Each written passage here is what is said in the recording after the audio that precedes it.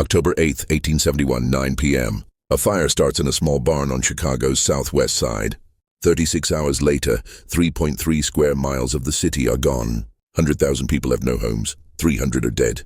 You've been told a cow kicked over a lantern. That's a lie. The truth is more disturbing. And what happened next changed how every American city protects itself from fire. Hit subscribe. You're about to learn what really happened. October 8th, Sunday night. A fire breaks out in or near Patrick and Catherine O'Leary's barn on DeCoven Street. Within minutes, strong southwest winds push flames northeast, toward downtown. Here's how fast this moves. By 10 p.m., 1 hour in, flames jump the Chicago River's South Branch. By midnight, the entire business district is burning.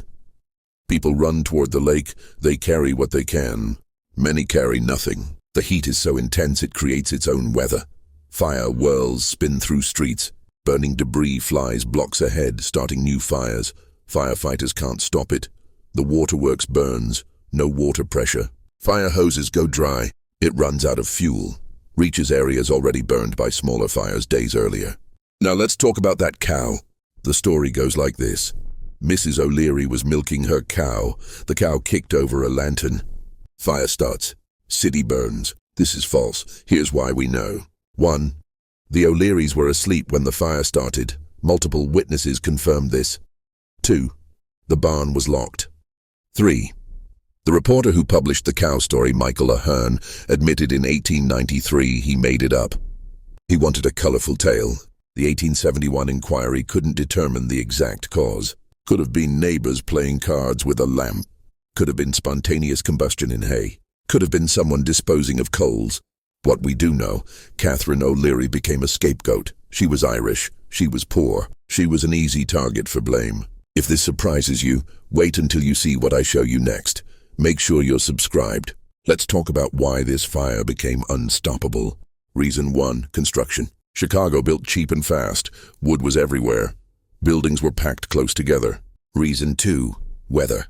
Months of drought. Strong winds that night reaching 30 miles per hour. Reason 3, firefighting capability. Chicago had 185 firefighters for 300,000 people. Equipment was horse-drawn. Response was slow. Reason 4, infrastructure. When the waterworks burned, pumps stopped. Hydrants went dry.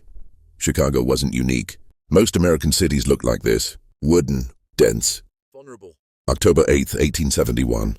Same night as Chicago. Massive fires also destroyed Peshtigo, Wisconsin, and Holland, Michigan. Peshtigo's fire killed 200 people, more than Chicago. You've probably never heard of it. America had a fire problem. Chicago's disaster would force change. The fire destroyed 1,700 buildings, 73 miles of streets, 120 miles of sidewalk. Total damage, $200 million in 1871 dollars. That's about $5 billion today. Relief pours in. Donations come from across America and Europe. Within days, temporary shelters go up. But here's what's remarkable. Chicago doesn't just rebuild. It rebuilds better. New building codes require fireproof materials. Stone, brick, iron, steel. Streets get widened. Buildings get spacing requirements. The water system gets redundancy. Chicago invents the modern fire department. Better equipment, better training, better response times. By 1880, 9 years later, Chicago's population is back to pre-fire levels. By 1890, it's doubled. Chicago became a laboratory for urban planning. Other cities watched and learned. What changed after Chicago burned? Building codes got stricter nationwide. Fire departments professionalized. Cities invested in water infrastructure.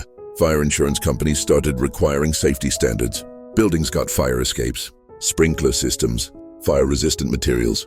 Every October, America observes Fire Prevention Week. It commemorates the Great Chicago Fire, reminds us fire safety matters. Chicago today is fireproof. Its downtown is stone and steel. Its fire department is one of America's best. The Great Chicago Fire killed 300 people, but the lessons it taught have saved millions.